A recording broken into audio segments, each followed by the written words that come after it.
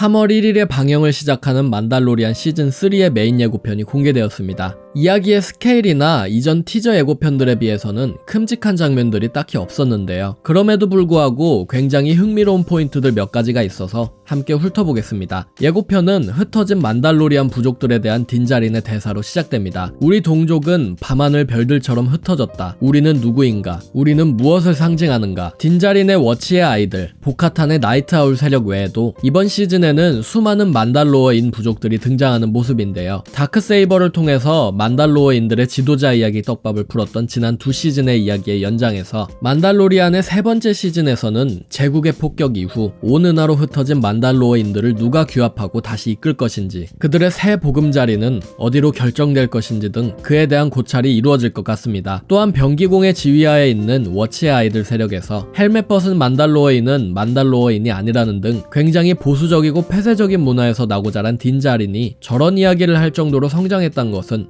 어쩌면 저 대사가 시즌 막바지에 그가 수많은 부족들을 직접 나서서 규합하고 보카탄이나 병기공과는 대비되는 만달로어인들의 새로운 지도자로 성장한다는 걸 암시할지도 모르겠습니다. 두 번째 대사도 굉장히 재밌었습니다. 딘은 아마도 그로구에게 만달로어인이 되려면 싸움만 잘하는 것이 아니라 별들을 항행할 수 있어야 한다고 말합니다. 그럴 수 있다면 절대로 길을 잃지 않는다며 말이죠. 유튜브에서도 자주 언급했지만 만달로어인들은 원시 코러산트 행성에서 인간 종족과의 세력전에서 패배한 이후로 은하계를 유랑했던 유목민족입니다. 위험한 우주항해를 끝내고 나서야 만달로어 행성에 정착했고 그 이후로도 무력으로 여러 식민지 행성을 늘린 종족이죠. 그렇기에 싸움과 더불어서 우주 항행 능력은 만달로어인들에게 있어 절대로 빼놓을 수 없는 자질인 겁니다. 다음 장면에서는 시즌을 거듭할수록 살기 좋은 동네로 개발되고 있는 네바로 행성이 비춰집니다. 제다이의 귀환에 자바의 애완동물로 등장했던 코아키안 원숭이 도마뱀도 잠깐 모습을 보이는데요. 1시즌에서는 치킨처럼 구워지던 신세였던 친구들이 이제는 나무도 타고 자유롭게 살아가는 모습입니다. 란도 칼리시안 못지않게 화려한 의상을 입은 그리프와 딘자린이 악수하는 장면 뒤로는 스톰트루퍼의 헬멧을 밟고 위풍당당하게 서 있는 IG-11의 동상도 얼핏 보입니다. 하지만 어째서인지 그리프가 관리하는 네바로 행성에 닉토 종족 갱단이 나타나 위협을 하고 그걸 파즈비즐라를 비롯한 만달로어인들이 정리해주는 장면도 등장하는데요. 살기 위해서 네바로를 떠났던 파즈비즐라 일행이 다시 돌아와서 네바로 행성을 구한다는 연결점도 재밌습니다. 이후 장면에서